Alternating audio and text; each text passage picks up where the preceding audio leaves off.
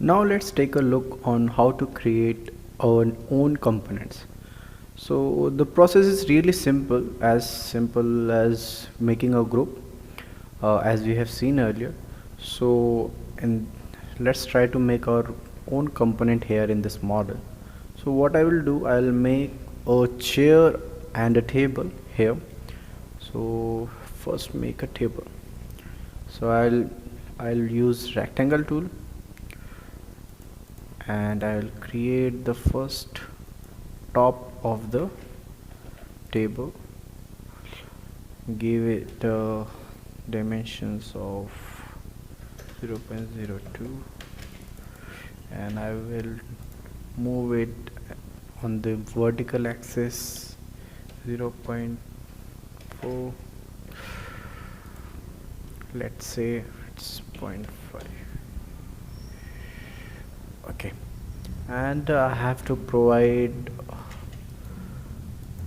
I'll make a group of this, and now I have to make legs of each four corner.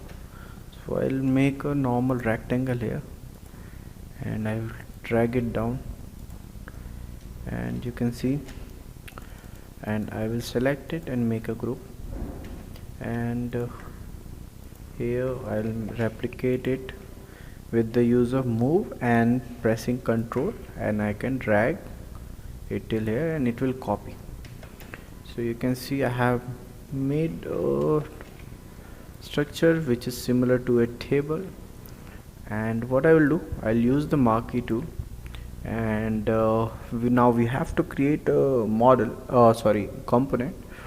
We'll go into edit, and we have option here like make a component. Even the shortcut for making component is G, but what I personally use is it really user friendly for me for making a component by right clicking on this model, and we have option make component, and when we click on that, there is a tab open after it, and you have certain options regarding that. So first is very general about the name of the component. I will write table, what I'll say, for tutorial, and I have to write description about it if you want to. If you can, you can, and if you don't want to, just leave it blank. And now we have option like the alignment of this table to glue to any particular axis. So we can glue it to horizontal or vertical or slope. So it means like it will stay at that particular plane, and it won't move an up and down. If I click horizontal, so you can see this, the icon has been changed like this. So it will drag, you can drag this only on this plane, you can't move it up and down. So I'll check it none, so that I can move it in 3D. And even if we have number of options, cut opening, off relay, always face camera, I will just keep it like this. And we have more options regarding to price, size, and even the link we can provide if you want. If we have created something very original and we have that product online, so by some sold by some seller, you can link that that thing is here. And here we have checked replace selection with component. So we can uncheck it and check it, but what it will do, it will replace our model, the component will replace our model with a the component. So I'll create it, and you can see we have created a component, and here you can see we have, it's just similar to this grouping, we could say. And now we can find this component under here. The name was, our component was table for tutorial. we can go here. You can see here we have our table here, and we can drag it till here. So you can see we have a component, we can use it anytime in our model. So once we are more organized while modeling, so we can directly use things in our model.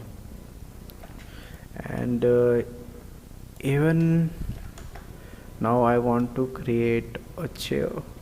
Similarly, let's try it again. First I will make sit outs, or I'll just make something new type of chair. I'll just drag it ahead, move it ahead. I'll just twist like this, drag it, pull it till backside, and it's some kind of chair you might have seen somewhere. So it's very basic form of a chair, and I will triple click it here, and I will select all these faces and edges that we have here. Again right click it, make a component, and we can add it a chair for tutorial, and just keep the basics thing like this and create. So we have a chair component, and we can, what we will do, we will drag it, and even we can find it here, chair for tutorial, and we will drag it and we will rotate it.